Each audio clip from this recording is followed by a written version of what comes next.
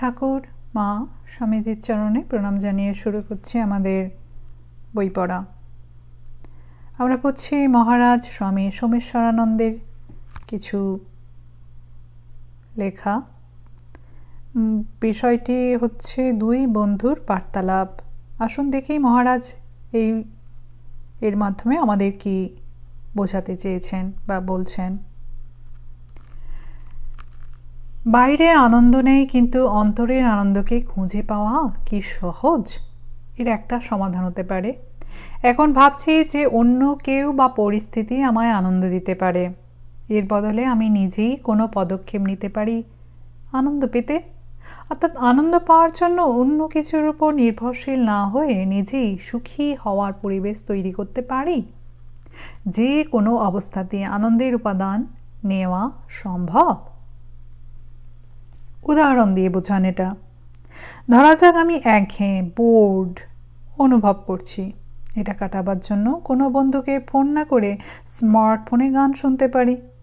এভাবে আমি নিজের সমস্যা নিজেই মেটালাম পরিবেশকে ব্যবহার করে। কিন্তু অফিসের কাজ বা বাড়িতে দৈনন্দিনে কাজ করার সময় এই কাজটা একটু অন্যভাবে করতে পারি। এইভাবে না করে নিজের সৃজনশীলতার প্রয়োগ করা যায়। নতুন সৃষ্টির মাঝেও আনন্দ পাই আমরা। অন্যের খারাপ ব্যবহার যখন কষ্ট দেয়, এক্ষেত্রে দরকার হলে প্রতিবাদ করতে হবে।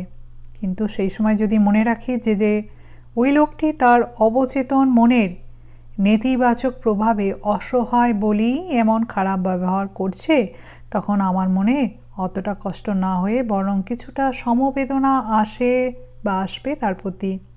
সে দুর্বল, অস্থির, ভারসাম্যহীন বলেই এমন করছে। শারীরিক কষ্টে কি করব?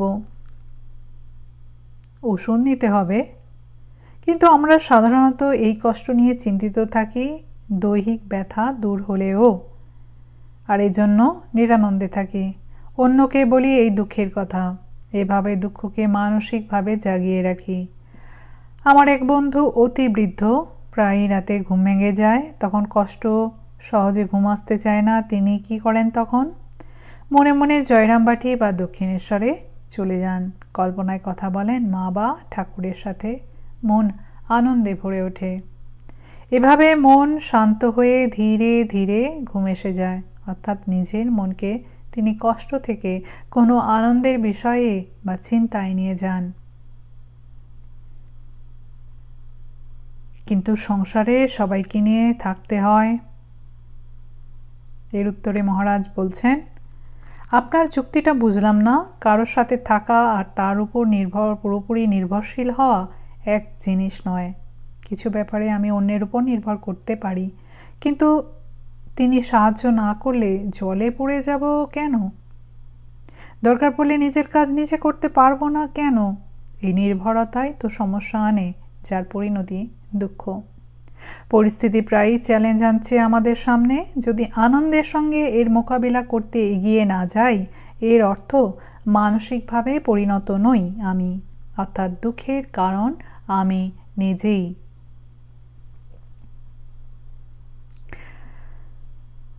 প্রশ্ন হলো, কিন্তু সমাজে এত দুর্নীতি, বেকারি ইত্যাদি দেখে কি আনন্দে থাকা যায়? মহারাজ বলছেন, এটা তো অজুহাত। এসব থেকে আপনি যদি সত্যিই কষ্ট পেতেন, তবে এর সমাধানে এগিয়ে যেতেন অন্যান্য সমাজসেবীর মতো। অন্তত কিছু করার চেষ্টা করতেন।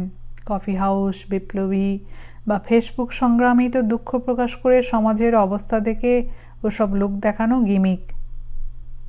এমন বিপ্লবী প্রচুর পাবেন টিভির আলোচনা চক্রে। তাহলে স্বাবলম্বী হতে হবে আনন্দে থাকতে। মানসিকভাবে স্বাবলম্বী হতে হবে। আমার আনন্দের জন্য আমি অন্যের উপর নির্ভর করি, এর অর্থ পরাধীন আমি।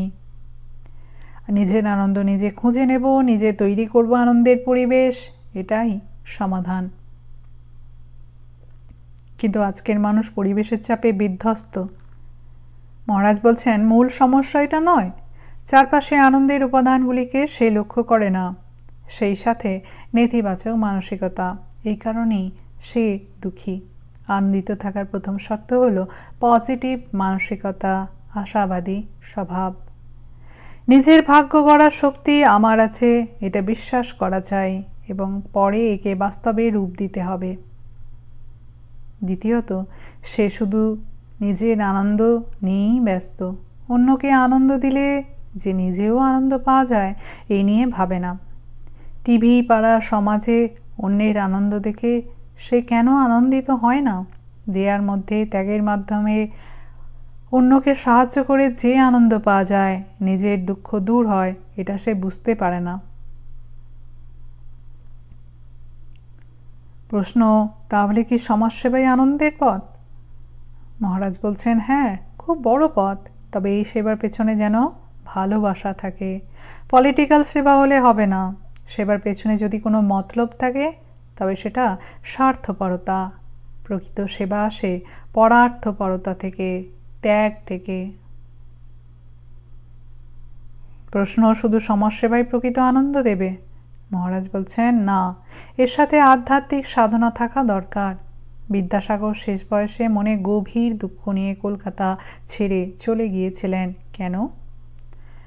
অথচ স্বামীজির শিষ্য নিশ্চয়ানন্দজি প্রচণ্ড প্রতিকূলতা ও নিন্দা সহ্য করেও সেবা কাজ চালিয়ে গেলেন।